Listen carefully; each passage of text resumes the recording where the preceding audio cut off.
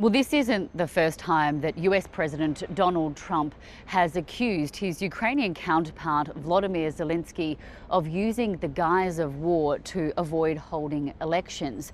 He made these comments again in a wide-ranging interview with news outlet Politico, where he said that Ukraine talks about democracy, but that it's not really acting like a democratic country anymore. Now, the reason why elections haven't been held is because martial law was declared when Moscow launched its full-scale invasion of Ukraine in February of 2022.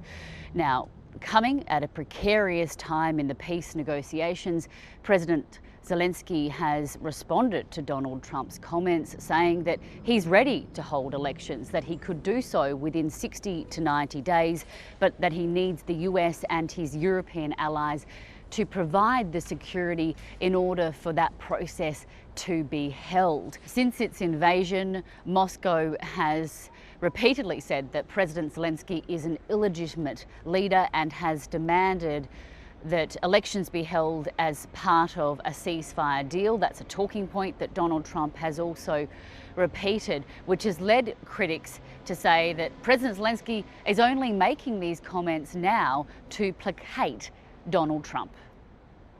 First is that it's kind of like his game with Trump, like reaction of what Trump said, that there is no elections, it's bad, and he says, okay, we can have, but tomorrow Trump will say, let's do it.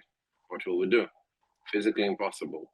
Second thing is maybe he sees here some opportunity for himself to have elections in such short term and to benefit from it, because he controls today part of media, and definitely he is the only one who is more or less prepared as a politician. Now, the reason why holding elections during war is difficult, well, soldiers would have to return from the front line. There are close to 6 million Ukrainians living abroad who fled the war. Questions about how they would be contacted to take part in an election have been raised. How would polling stations be set up to ensure the safety of those going to vote? But aside from all of that, how would political parties campaign? How would they hold rallies and debates?